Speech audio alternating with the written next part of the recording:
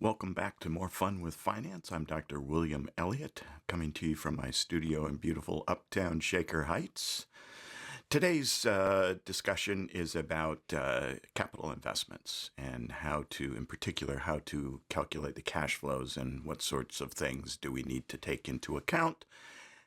So without any further ado, let's switch over to that slide deck and I will get out of the way. And we'll get going on this. All right, so we're going to be looking at incremental cash flows in particular here. That's going to be one of our most important tasks in this particular chapter, is figure out what are those incremental cash flows. Then we're going to be looking at pro forma financial statements. All those is looking out into the future as though they were historical financial statements, and we're trying to figure out what the firm will look like, and that will also help us to generate what the incremental cash flows are going to be for the firm. And then a couple of definitions about how to get to free cash flow. You don't have to start at the same spot. There are multiple ways to get there. And then finally, we'll look at some special cases that require additional handling in order to come up with an answer. All right, incremental cash flows are just what that says. Essentially, they are the difference in cash flows if we take the project versus had we not taken the project. We could actually look at the project as a standalone in many cases. The exception comes in that we have to consider whether this particular project has an impact on existing operations. It may be complementary, which might increase the sales in other areas, other divisions, other product lines, or it may actually erode those sales if they're competitors or if they're substitutes for products that we currently sell.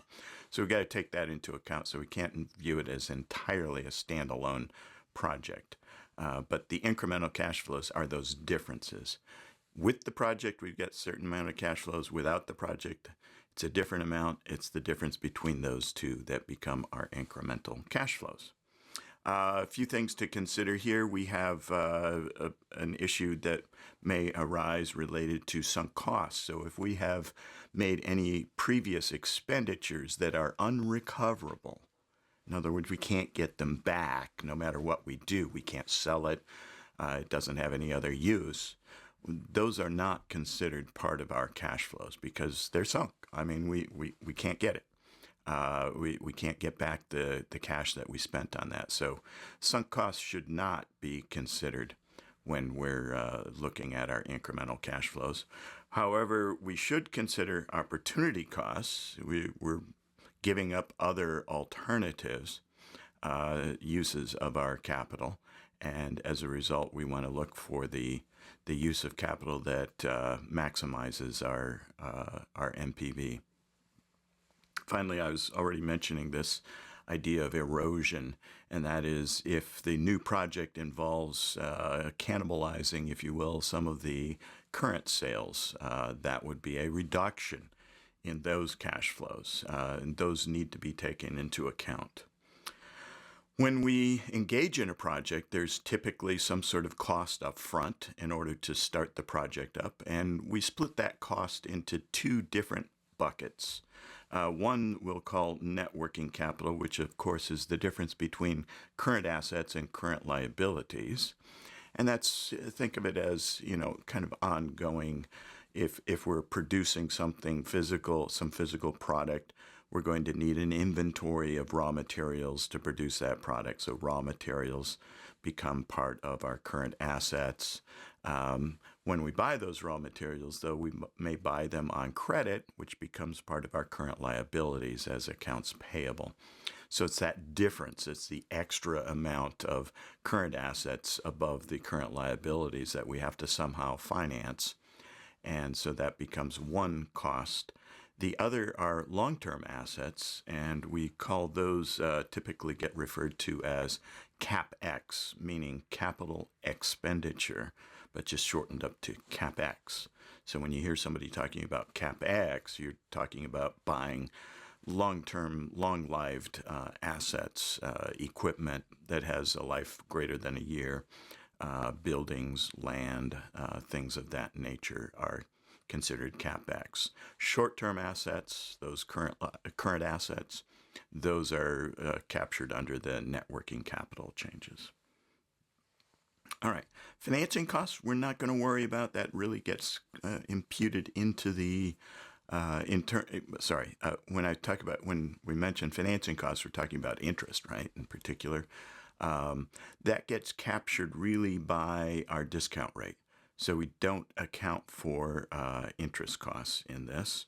And then last couple of things here to consider. Timing of the cash flows really matters here. So we're going to be careful about where we place those.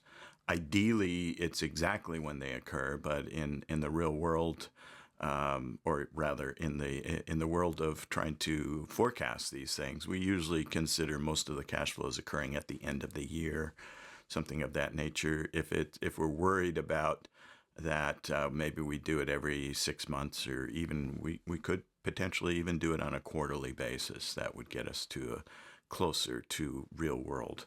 But most of the time in our examples here, we're going to be looking at end of period or end of year for the cash flows. Taxes also matter, meaning that we're always going to be looking at after-tax cash flows.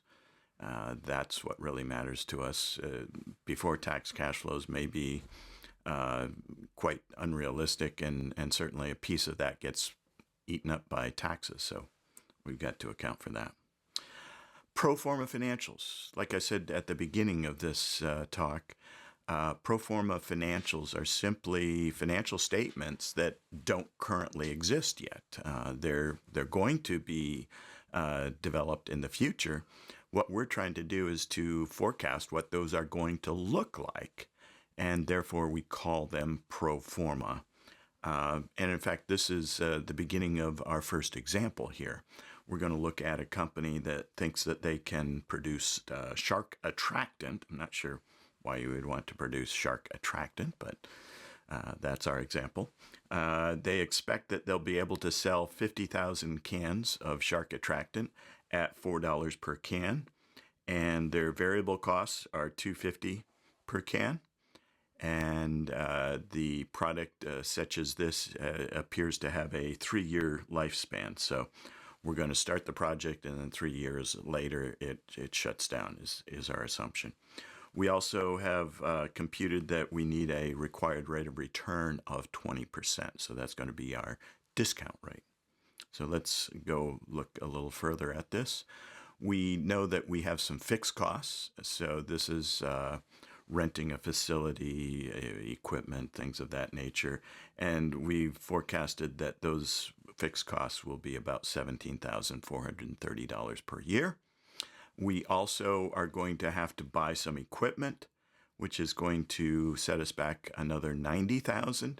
And we're assuming that that equipment will be depreciated to zero over the 3-year life of the project. So we're also going to assume that that's straight line depreciation. So what we're going to see in a moment is that our depreciation is going to be $30,000 per year, or $90,000 divided by 3. Cost of removing the equipment is about equal to the value of that equipment. So the salvage value is going to be zero in this case.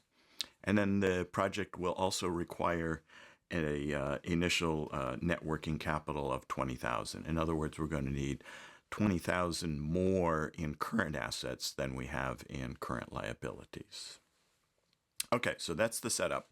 Now, here is our pro forma income statement. So we have sales of 50,000 units at $4 per. That means total revenue of $200,000. The variable cost at $250 a unit times 50,000 would be $125,000.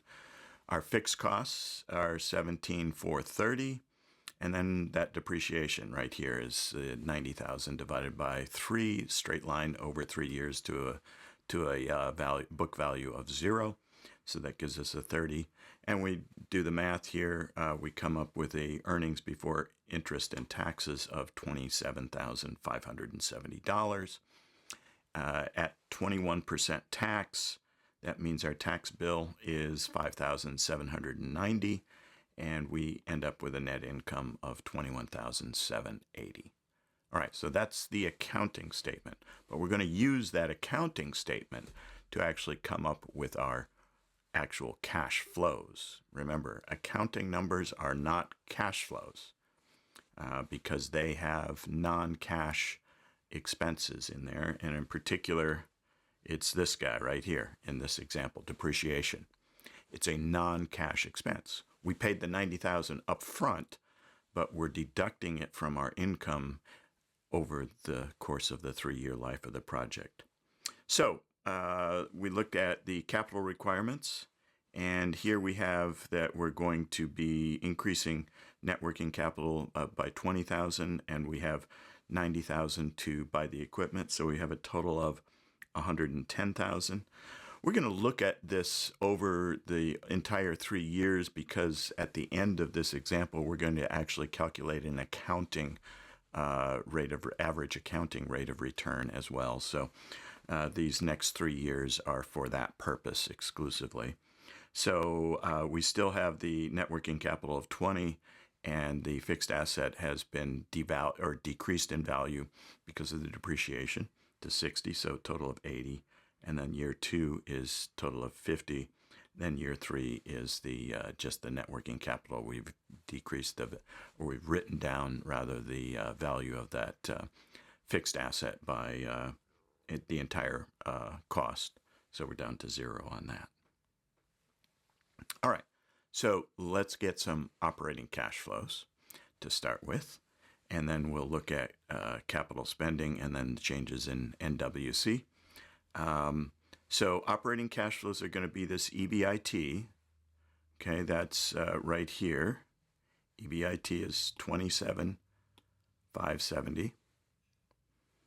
And add back the depreciation because that's a non-cash expense. Notice that above EBIT, we've got $30,000 deducted. So we're going to add that back in since it isn't an actual cash flow. It's only an accounting cash, or it's only an accounting entry. And then we're going to subtract off the taxes. So we're going to start with $27,570. We're going to subtract off we're going to add back the depreciation, and then we're going to subtract off the $5,790 tax bill. That will give us our operating cash flows. We will subtract from that our CapEx, which would be $90,000 in this case, and the changes in net working capital, which would be another $20,000. So now we have, here's our EBIT, here's adding back the depreciation, subtracting off the tax bill. This $51,780, that is our operating cash flow. Now, let's put this onto a timeline down here. And this timeline will be helpful in terms of figuring out when these cash flows occur. That's the key thing here. Well, to pay for the fixed assets, we need to buy those up front, and that's the $90,000. We need to have that increased net working capital available immediately, so that's occurs at the beginning of year 1. And the total expense there is a cash outflow of $110,000.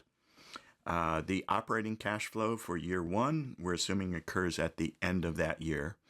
Now, remember, in reality, it's occurring across the entire span of that year. But we could get closer to that by doing quarterly or semi-annual. But in this example, we're just going to assume annual is close enough. Remember, all of these figures are estimated with error. And the fact that we're missing the exact timing of this is not as big a deal because we're ultimately, no matter what sort of analysis we do, we should always do some sort of sensitivity analysis on top of that so that we can give our manager some sort of range as opposed to a point estimate. Remember, a point estimate is almost always wrong. A range, you've got a really good chance of having the actual fall somewhere within that range if you've done your due diligence. All right, so Operating cash flows for year one, 51,780. For year two, same thing, 51,780. For year three, at the end of the year, we have our same 51,780, but because we assume the project is over, we're going to recoup that 20,000 that we put into net working capital. So that becomes a positive. That's an inflow of another 20. So that last cash flow for the end of year three is actually 71,780. Now, if we do the math on this, we have our 110. That's today times 0, so no need to adjust that. We have our first operating cash flow in year one, discounted at 20% for 1 year. Second one, year two, discounted for 2 years. And then the third one is the 71,780 discounted for 3 years at 20%. And we end up with an MPV of 10,648. Now, okay, so let's use the calculator to estimate what the present value of our future cash flows are.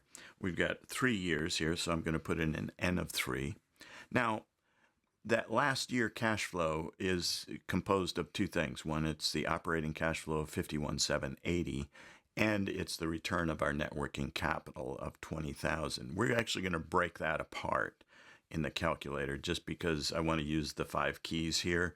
And I could do it as uneven cash flows, but it's just as easy to do it this way. So I'm going to take that 20,000 and I'm going to put it as a future value because that only occurs once and it occurs at the end of the entire time frame. So that works there. And then I'm going to put the 51,780 as a payment, and that occurs 3 times. That's the 3-year annuity. I'm going to put 20% as my discount rate. Then I'm going to compute a present value, and I get 120,647 and 69 cents. Now, if I'll change that to just a positive value and subtract off my 110, and I end up with 10,647, which is exactly what we had in the, pardon me. And let's see, let me get back here. That's exactly what we had right here, was the 10,648. So easily done on the calculator, or you could just implement these actual discounts. All right, so that gives us a positive MPV, which tells us if we wanted to do the IRR, we know the IRR has got to be higher than 20%, right? Because, well, at 20%, we get a positive MPV. So in order to get that MPV down to 0, we're going to have to go above 20%. Turns out that it actually is 25.8%. Again, we could look at this in the calculator, and I will show you that just momentarily. So let's go back here to the calculator, and let's put in, instead of solving for PV, let's solve for I. So I'm going to put in my present value, and that's a negative. And then I'm going to compute an I, and there's 25.76 exactly, and or well, close. And of course that's 25.8% rounded. Now, if I wanted to look at payback, I could do that. Payback, remember, is simply how many years does it take to get back my original investment. In this case, that's $110,000. And so obviously at 51,780, 2 years out, we've got a little over $103,000. So we just need to go a little bit into year 3 in order to have our 110 back. And actually, when we do the math, turns out that in 2.1 years, we would get our original investment back. So if you had a 2-year requirement for payback, this would actually not meet that payback rule. And then to do another of the methods out of the prior chapter, out of chapter 9, this average accounting return, that's why we needed those figures up front, looking at the value of the fixed assets each year, so we can get we need the average income divided by the average book value. So the average income, net income, each year is 21,780. Now, where did that come from? That came from right here, 21,780. And then when we do the average here of the book value, we've got four values because we have the beginning of year one, end of year one, end of year two, end of year three. And that comes up to be $65. And so, or 65,000 rather, and 21,780 divided by 65,000 gives us a average accounting return of 33.5%. Notice how very different each of these figures are. And again, back to what I tried to drill into you all in Chapter 9, the NPV rule is the rule to use. Certainly IRR will be more useful to some people, just thinking about what sort of rate of return, but NPV is usually the best way to go here. So this project is one that we would actually take on, and it would increase the value of our company by $10,648.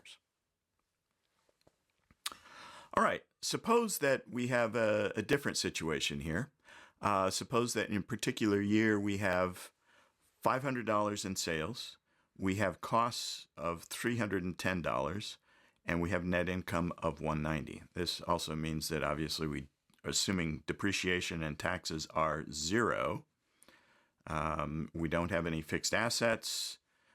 We assume that only the components of net working capital are accounts receivable and payables.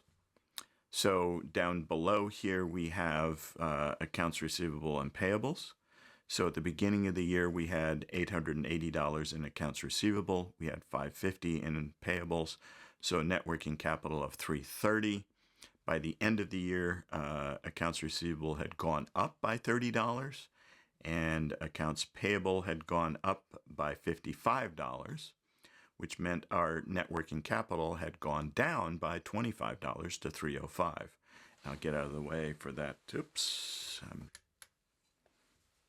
And so you'll see over here, net working capital dropped by $25 in this case. So now we have all of our numbers that we need.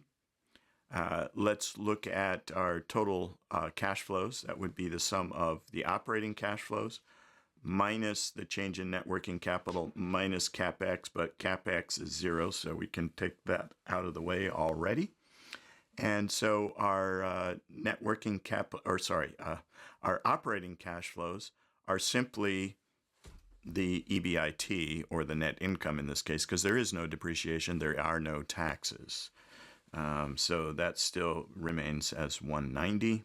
And then we're going to subtract a reduction, which, so minus times a minus is a plus. So we're actually going to add back the $25 reduction in net working capital.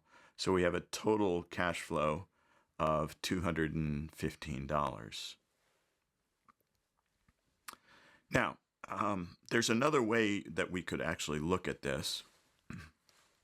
If we were to look at dollars in, dollars out, literally, we had sales of $500 in.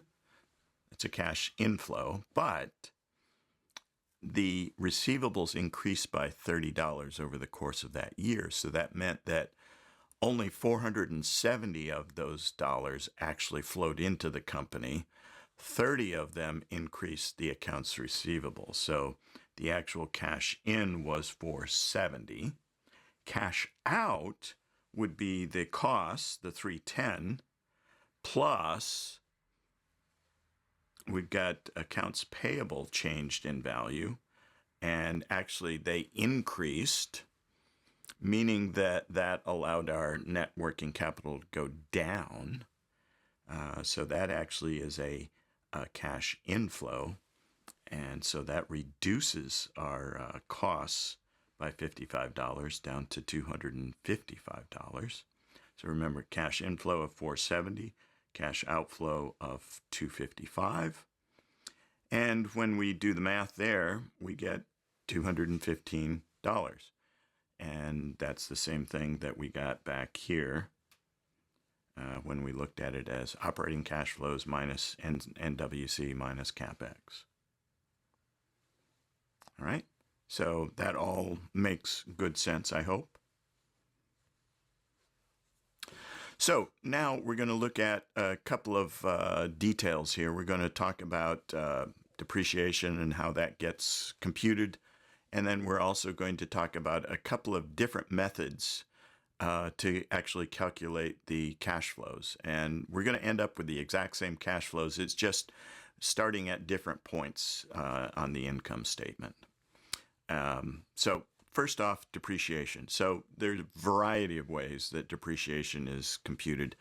And depreciation is important because the quicker we can depreciate something, the lower our earnings before taxes are, and meaning that the lower our taxes will be.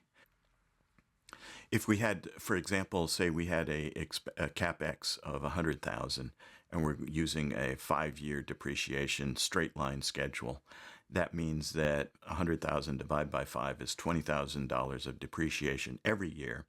Obviously, that sums up to the $100,000. Or maybe we used an accelerated method, and I'm just going to make one up. And let's say that I get to deduct $50,000 in the first year, and then I deduct a quarter of the remainder in the subsequent 4 years. So I've got $50,000 the first year, I've got $12,500 each of the next 4 years, which adds up again to the entire $100,000. So you might ask, well, why does it matter that I get to deduct more earlier? Why is that beneficial? Well, because ultimately the tax bill is going to be the same, right? And the answer is yes, in nominal terms, it's the same. But if I can defer paying taxes till the very end of my project, the present value of the tax bill is considerably lower. So that's why I have a very strong preference to depreciate more of the capital asset early rather than later, even though at the end of the day, I've reduced my nominal tax bill by the same amount.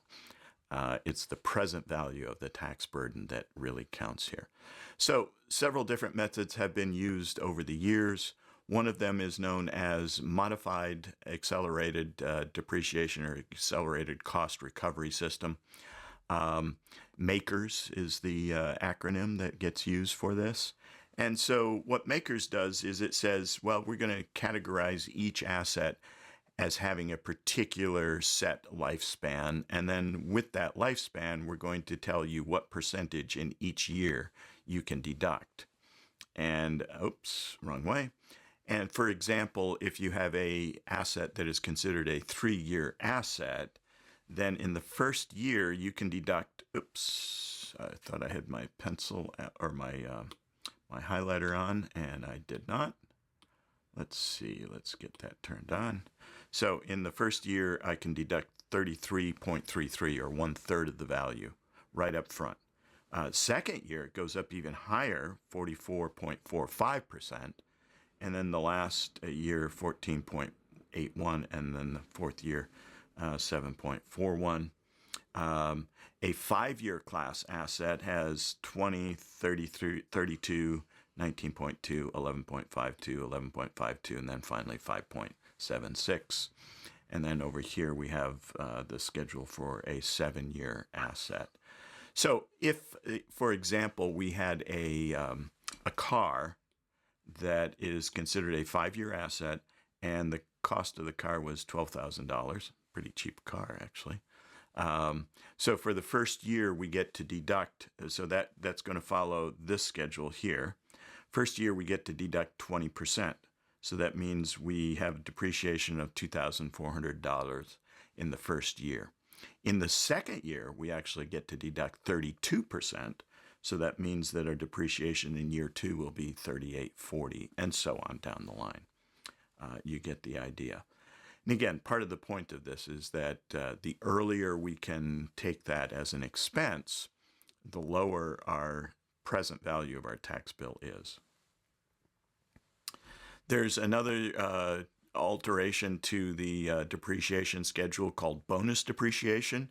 Prior to 2018, in fact, back at the beginning of this, when we started having this bonus depreciation, was in 2015 due to the Protecting Americans from Tax Hikes Act of 2015. And what it said was that the size of the bonus depreciation in the first year would be 50% in 2017. So 50% gets taken off the top at the very beginning, and then you follow the maker's schedule from there on out. And it's varied from year to year. For instance, now after another act in 2017, the Tax Cuts and Jobs Act, it allowed for bonus depreciation of 100% for the year 2018, meaning you could deduct the entire value of that asset right away in the first year, as though it were a current asset as opposed to a long-term asset.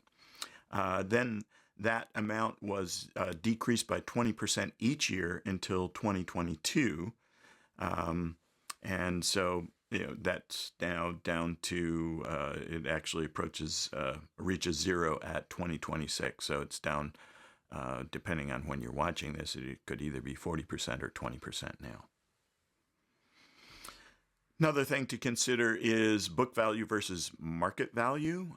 Book value is not the same thing as market value. Book value is simply what our books say the thing is worth for tax purposes, and market value is what everybody else says they're willing to pay for that particular asset in the condition that we currently have it.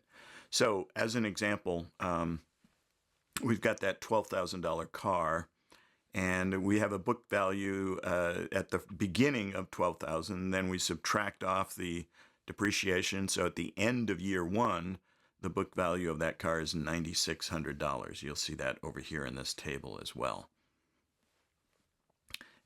So beginning value year two is $9,600. We get to deduct another $3,840 in depreciation. That was that 32%, if you remember the schedule. And that means at the end of year two, the book value is $5,760, and so on until we reach the end of year six, where the book value is zero. Now, suppose that we wanted to sell that car, and we found that the value of that car was, at the end of year five, the book value of that car is $691.20, but we're able to sell it to somebody else for $3,000. All right, so that's a pretty considerable difference there. And the problem here is that we're selling it for more than the books say it's worth. So we have to look at that difference, the amount above the book value, as a taxable cash inflow. Here's another example. Suppose we have this staple company, which has purchased a new computer system for $160,000. And the computer is going to have a 5-year life. So it's going to follow that 5-year maker's allowance schedule.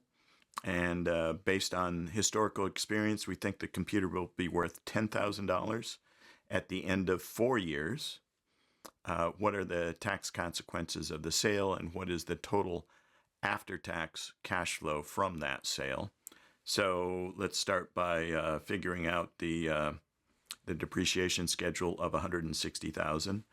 And so here is that schedule repeated from the prior slides.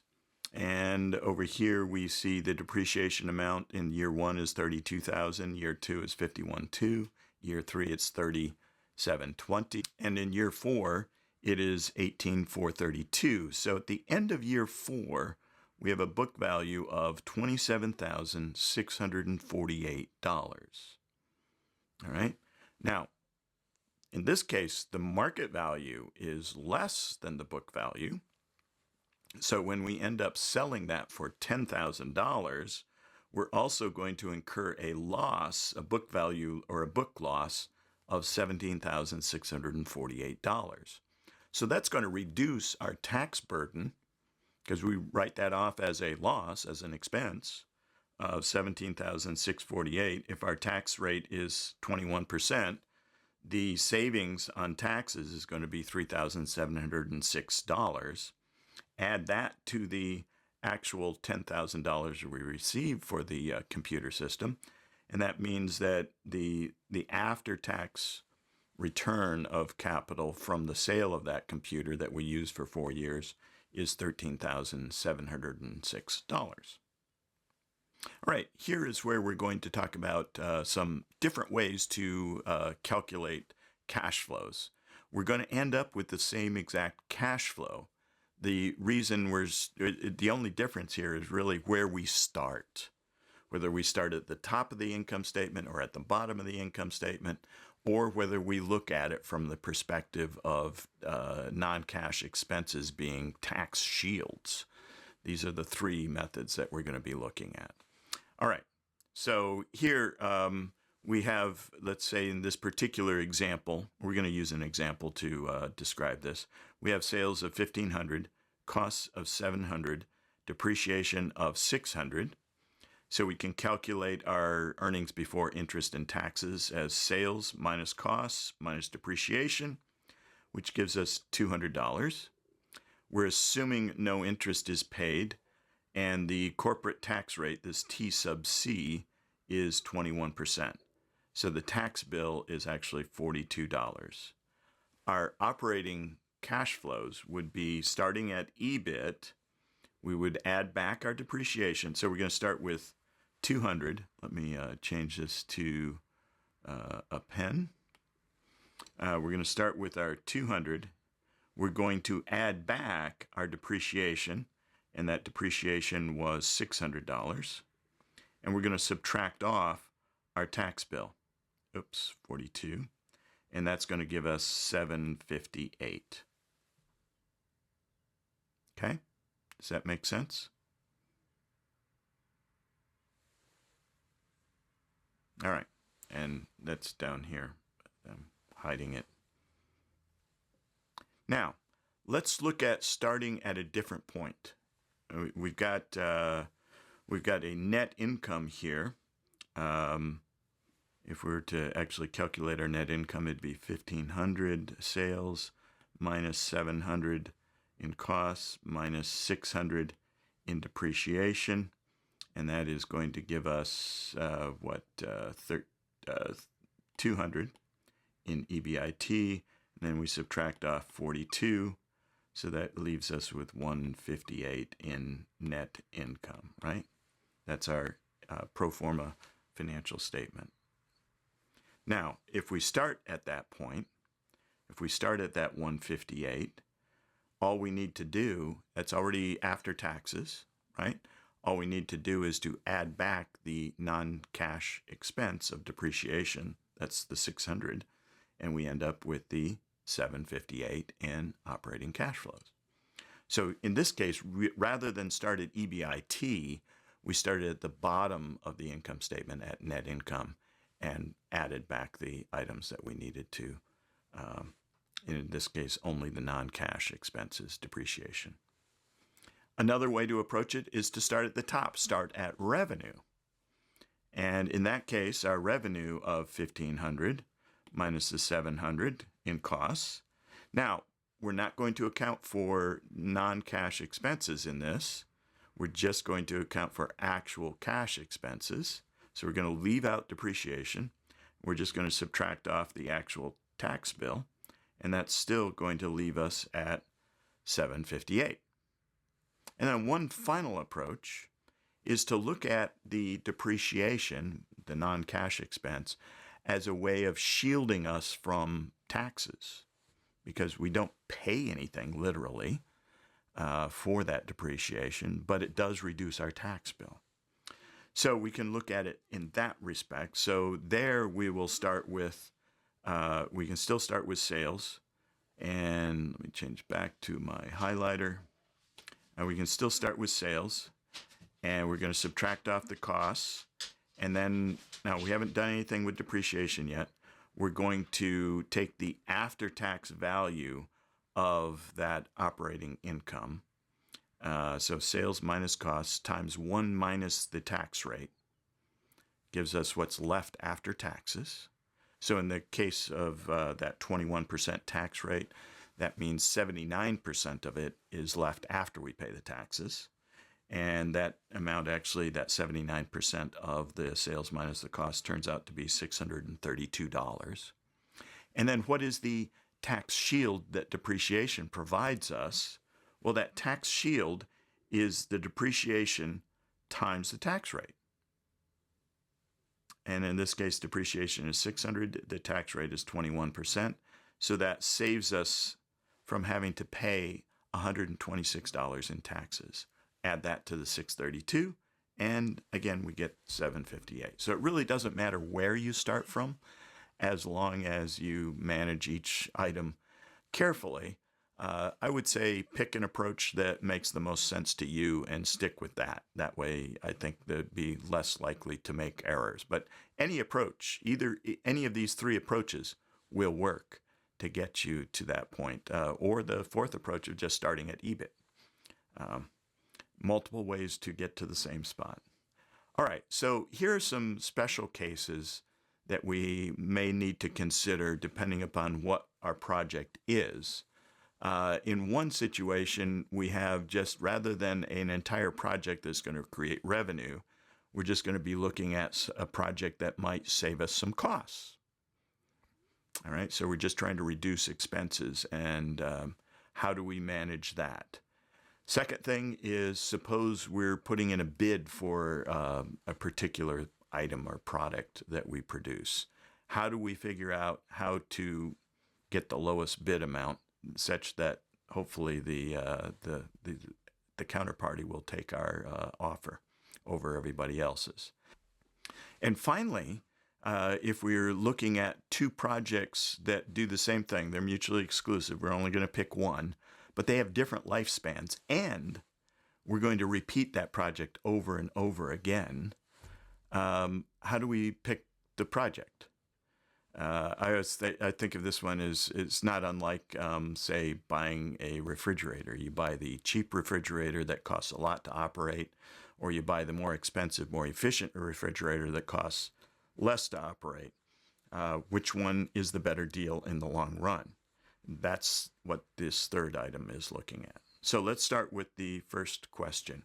Suppose that we're trying to reduce the costs of our current method of production, and we find that we are able to buy equipment for $80,000 that will save us $22,000 per year before taxes through reduced labor and material costs. We're going to also assume that that equipment has a 5-year life, and it's depreciated to zero using straight line depreciation. And then it has a salvage value of $20,000. We have a tax rate of 21%, and our cost of capital, or our required rate of return, is 10%. So the question is should we take on this project? And the answer is, hang on, first we've got to deal with each of these cash flows. So the initial cost is an outlay of $80,000. After-tax salvage value is $20,000 times 1 minus the tax rate. Remember, we've depreciated it down to zero, so any positive value we get out of it is the entirety of that is going to be taxable. So that means we have an after-tax salvage of $15,800. And then we note that there are no net working capital changes. Now, operating cash flows, well, we have $22,000 reduction in costs every year. We also need to account for depreciation, right? So that initial $80,000, and using straight line, that means that we have $16,000 of depreciation every year. Okay? So far, so good, I hope. All right, so now let's put this together. Here we have, let's look at what EBIT is. So again, we're looking at incremental cash flows, right? 22,000 reduction and depreciation of 16,000. So in other words, that 22,000 reduction in costs is going to cause our operating revenues to go up by 22,000, but then we're going to subtract off the depreciation of 16,000. So that means that the incremental change in EBIT is going to be $6,000 increase. Okay. So what will the taxes be on this increased $6,000? Well, $1,260 at 21%. All right. So we've got EBIT. We know what our incremental tax issue is. We know what our depreciation is. So let's get a cash flow. Remember, depreciation is non-cash expense, so we've got to deal with that. So starting at EBIT, we've got $6,000. Add back the depreciation of $16,000, subtract off the incremental tax, and we end up with a operating cash flow of $20,740 every year. All right. So let's see, down here, we can use a different method to get there, starting at operating cash flow and figuring out the after-tax value, adding back the tax shield, and then ending up at $20,740 as well. So either way you go, you're going to end up at the same cash flow, $20,740. Now, let's put that onto a timeline. So we have our $80,000 expense here at the beginning of year one, and then we have 5 years of operation, $20,740 for the first 4 years, and then that last year we still have the $20,740, but now we're recouping the equipment by selling it at the end of 5 years for $20,000. After tax cash flow is $15,800 because we depreciated it to zero. So that's where the $15,800 comes from. So we have a total cash flow of $36,540. Now at 10%, and we're going to calculate an NPV, and that turns out to be $8,431. So if you want to check on your calculator, stop the video right here, get your calculator out, and run those numbers just like we did for the earlier example, using this $15,800 as a future value, and then the $20,740 as your payment, $80,000 as your present value, 10% as your, not $80,000 as your present value. We're going to solve for present value, right? At 10% for your discount rate and your number of periods to 5, and see what you get. Make sure that hopefully you do end up getting $18,431 for a present. Hopefully you get $88,431 for a present value, and then you subtract off the initial expense. So now that you've calculated that, let me walk you through. Maybe it didn't work out right for you. Let's walk through it together. Here's my calculator. $20,740 is our annuity, right? So that's our payment. We have $15,800 as our salvage value on an after-tax basis, so that's our future value. We have a 10% cost of capital, that's our I. We have a 5-year life on the project, that's our N. We're going to compute our PV. We get $88,431.47. Now I'm going to change that to a positive because that's a cash inflow. And I'm going to subtract off the $80,000. That was our initial cost. And of course, that gives us $8,431.47. Same thing as we see here on the slide. All right? Okay. So another question here. Suppose that we have a computer system that costs $200,000. We're going to depreciate it straight line to zero over the 4-year life of the computer. That means we'll have $60,000. We'll have $50,000 of depreciation. We will have a salvage value of the computer of $30,000 at the end of the 4-year time, and the system will save us $60,000 before taxes in inventory-related costs. We have a 21% tax rate. We also know that it's going to reduce our net working capital by $45,000. So net working capital is actually going down. It's a negative, and we're going to subtract the negative, which means it's actually going to add back value in terms of cash flow to our project. Now, at 16% discount rate, what is the NPV? And then also, what is the IRR of this project?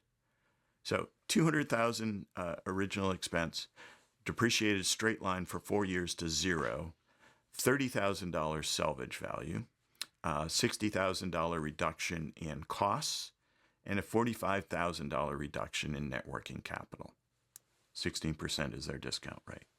So let's look at the savings per year of $60,000 on an after-tax basis. That turns out to be $47,400. The depreciation is $200 divided by 4. So that's $50,000 per year, and that will save us $10,500 in taxes. So that's a cash inflow. And so our operating cash flows are the sum of the after-tax savings, the $47,400, plus the tax savings from depreciation, the $10,500. So we have a total of $57,900 in operating cash flows. Now, let's look at the CapEx and the NWC issues. So CapEx was $200,000. After-tax salvage was $30 on an before tax salvage was $30. On an after-tax basis, that's $23,700. And then we have this reduction in NWC, which is an inflow of $45,000. So let's put this all onto a timeline. Here are our operating cash flows here. Again, we can consider this as an annuity for calculator purposes. So that becomes our payment. We have a reduction in NWC of $45,000. So that's a positive. We still have that expense of the computer itself, $200,000. So our total cash outflow at the beginning of this project is $155,000. At the other end, we increase our net working capital back to prior to the computer system. So that's where the negative $45,000 comes from. And then we sell the computer system for $23,700. And so that together with the operating cash flow gives us a last year cash flow of $36,600. At 16%, the NPV turns out to be a negative $47,49. So we don't take the project, right? Using the NPV rule, we would say, let's not take the project. Again, if you wanted to do this on the calculator, let's write out what we would have here. We would have an N equal to 4 years. We would have an I equal to 16. We would have a payment of $57,900. And we would have a future value of, let's see, negative in this case, and that's going to be negative $45,000 plus $23,700, negative $21,300. And then you're going to solve for PV. And presumably that PV is going to come up to be just a little over $150,000, but with the cost of the project being $155,000, that should yield you with a negative $4,749 NPV. Now, to calculate the IRR, you would plug in, instead of having a PV, solving for a PV, you're going to plug in negative $155 for the PV, and then you're going to solve for the I. And when you do that, you should end up with 14.4%. So in this case, we would not buy that computer system unless our discount rate or our cost of capital was less than 14.4%. All right, on to our second exception or second special case when it comes to capital budgeting. Suppose that we're trying to get a bid on a particular project. In this case, the bid that we're interested in is to to actually build a specialized truck. And we're going to build 5 of those per year for a total of 20 trucks. And each truck, we can purchase the truck itself for $10,000. Then we have to modify it. And to modify it will cost labor and materials of $4,000 per truck. Now, we're going to need a facility in which to do this modification. That means we're going to have to lease a plant for $24,000 per year. So the total cost to produce these trucks, 5 of them per year for 4 years, will be the $24,000 in the lease, plus the cost of the truck and the labor and materials to modify it, 5 times $14,000, so a total of $94,000 annually. Now, we'd like to generate a 20% profit or return on this investment. We also need some new equipment. We need $60,000 of new equipment, and we're going to use straight line depreciation down to a 0 salvage value over the course of 4 years. And the market value of that equipment at the end of 4 years will be about $5,000. We also need net working capital, an increase in that. We expect that to be approximately $40,000 of raw material and other working capital. And then the tax rate is 21%. All right, so let's put that into a framework that's a little easier to picture, our timeline. All right, so here we have our $60,000 CapEx. We have the increase in net working capital. So the total expenditure out of the gate is $100,000. We're looking for this operating cash flow. This is the unknown in this particular case. It's an annuity, but that's what we're looking for. We also know that when we end the project, we will get back that $40,000 in net working capital, so that's a cash inflow. And then the after-tax value of the salvaged equipment will be $39.50, and that calculation is done right up here at a tax rate of 21%. After-tax value is $39.50. All right, so we're looking at the lowest price that can yield a 0 NPV at 20%. So let's take a look at putting this timeline together. The problem with this particular timeline is that we have 4 unknowns, which are all the same, but at the last year, we've got these guys out here. All right, so we have this 40,000 and this 39.50 cash inflow, but why don't we just move that back to the beginning of the 4-year period, and we're going to do that at the 20% rate.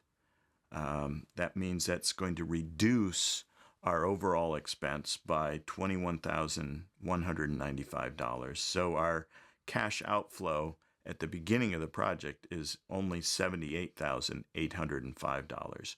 Now we have a timeline that looks like this. Let me get out of the way of that last one. So there is no cash flow other than the operating cash flow. We've moved that last cash flow back to the beginning of the project. So now it's a little easier to manage. So here's the setup. The NPV, we're going to set that equal to 0. We know that our cost up front are going to be $78,805. We're looking for an operating cash flow that will set this NPV equal to 0. So ultimately, we're looking at a discounted annuity, or the present value of the annuity we're looking for would be $78,805.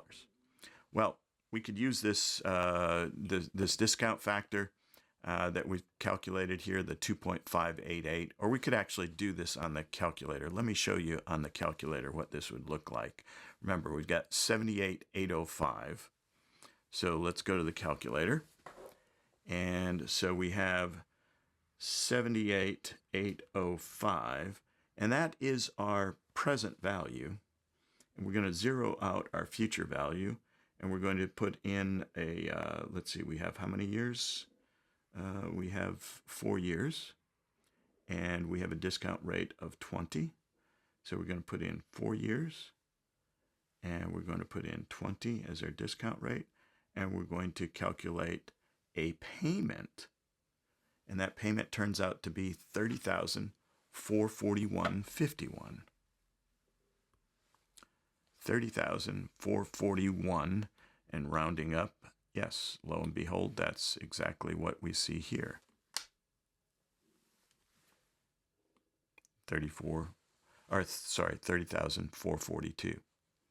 All right, so that is our operating cash flow, but we're not there yet, right? Because we don't know what our actual revenue is.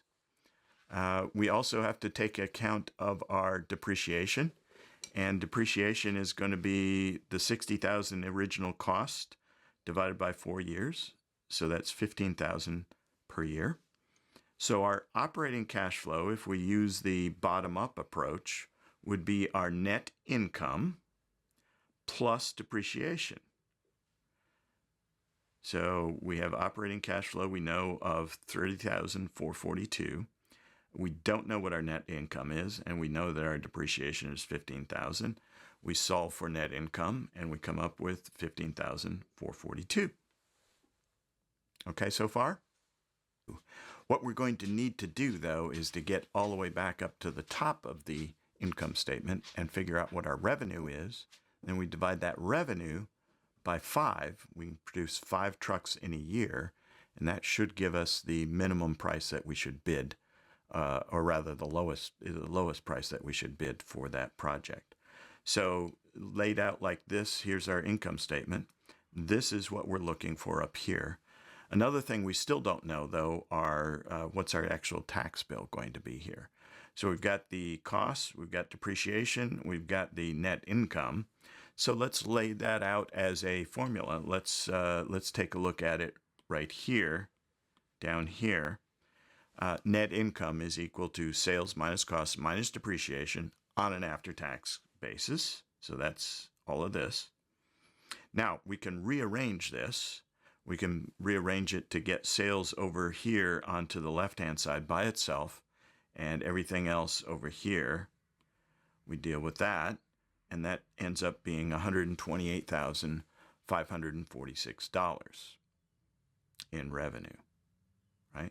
So now we divide that 128,546 by 5, and we find that we need to charge $25,709 per truck in order to get our 20% return.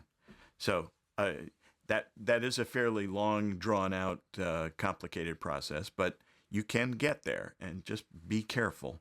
Make sure you follow through all of these steps to get to that point.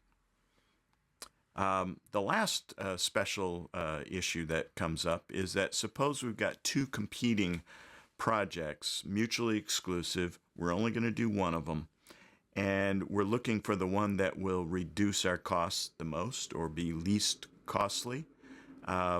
So the trouble is that they each have different lives and their cost structures are very different. So how do we account for everything?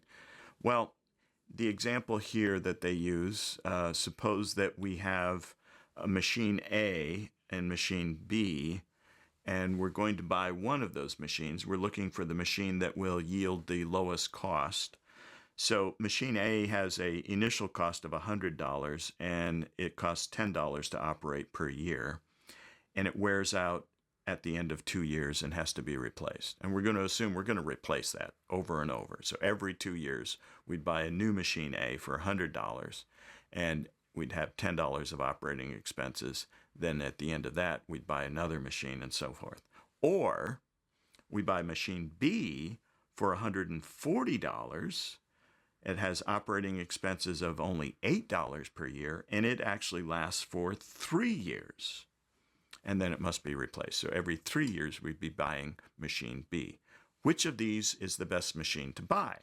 Well, it's not obvious. Certainly, it's not clear that either one dominates here. So how do we deal with this? Well, we're going to use time value of money. Let's look at the present value of operating machine A, and then we'll get the present value of operating machine B. So here is the present value of operating machine A, the $100 cost, another $10 cost. Remember, this is a cost, so it's not, all of these are costs, so they're all outflows, they're all negatives. We've got $10 discounted at 10% for 1 year, and then the second operating costs of $10 discounted at 10% for 2 years. That means a total cost, not only initial cost, but all the operating costs in present value terms of $117.36. We do the same thing for machine B, except that it has a 3-year life. We find that the total costs there are $159.89. We still don't know, does this make sense? Is it A or B? What is it on an annual basis? Well, what we can do is we can take these two values, the 117.36 and the 159.89, and treat those as the present value of an annuity. And let's figure out what the annuity payment is that would have that same present value at 10%. We're doing that right down here. So that would have an annuity payment of $67.62 would have a present value of $117.36, a 2-year annuity, that is. Let's prove that that's the case. So we've got $117.36. We've got 10% for our cost of capital, and we have a 2-year project.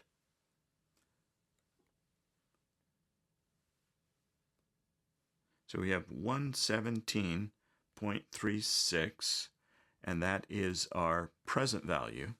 Doesn't really matter here whether it's a negative or a positive sign. The payment is going to be the opposite sign. We have a 2-year project. We have a 10% discount rate. We're going to zero out our future value just to make sure that's clear. And then we're going to compute the payment. And I get $67.62. I could do the same thing for the machine B, but that's already on our slide here. So let's just jump to that, and that tells us that the annual operating and initial costs on machine B would only be $64.30. So we choose machine B because it has the lowest cost on an annual basis. And so we'd replace it every 3 years.